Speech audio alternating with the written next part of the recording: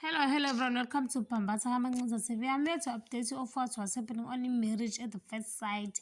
Namhlanje mhla 21 September 2025. Okay, sikhumbule ukuthi bekuyilanga lokugcina ama-couple endawonye kangaka namhlanje. UBongani uza ngolunye unyanyavu lwemoto ozolanda umakoti wakhe. Uyamkhipha bakithi lapho uPortia ujabule and ujabule kakhulu ngokuba noBongani kulolu thando. Themba noNelisa bayodansa bakithi bona lapho bobabili abakwazi ukudansa, kodwa bakholelwa ukuthi ekutheni bazofunda ngoba yonke into iyafundwa. Yibo bajabule shem and uNelisa uyakuthanda ukuba phambi kobuso bukaThemba. Lapho umakoti noKululeka bazidlalela nje njengabangani, ngathi akukho kwenzeka phakathi kwabo. uKululeka ulokhu exhumile edlalisa umakoti bakithi lapho umakoti uyahleka, hhayi kancane. UBongani noPortia sebekwidina bakithi bajabule, benza ngisho ama-jokes athi uBongani kumele amlobole uPortia ngoba uyena oweta yena. Wavele wambuza uPortia ukuthi uzosithatha yini isibongo sami, wavuma uBongani. So nje it was nice bendawonye, and then boom, wonke umuntu uthola inokho, baxaka ukuthi zithini, bebethi box. uBongani azathi ngathi ikhekhe, kanti nope, kukhona ama-vows abo. Yo, they didn't believe it.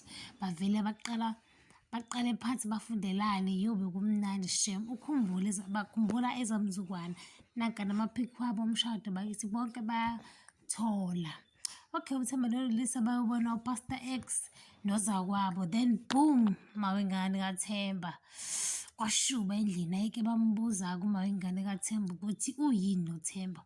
Wathi nje he is my partner, also ubaba wabantwana bami. Hayi bo, baqake nje manje ukuthi kanjani ngoba phela uThemba ushadile. Asho ukuthi uThemba wathi uzofuna udumo and yena nalo muntu ashade naye abenzi lutho, ngisho inkonzo yasekamerweni abayenzi.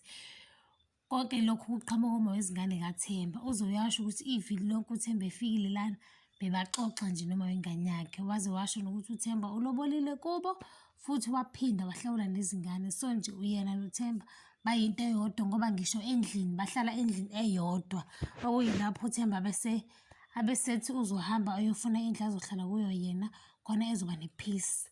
Ngoba izingane zaThemba if ebuzakala ukuthi ubezokwenzani lana, washo ukuthi ubezoxwayisa uNelisa ukuthi uThemba ungumuntu onjani.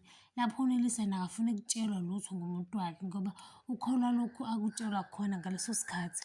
Waze washo nje nokuthi lento eyenziwe izingane zaThemba akayazi bezwa ngani. Ngiyayibamba lana, ungakhohlwa ukucindezela i-notification bell nokusubscribe nomshiya umbono wakho. Ayo.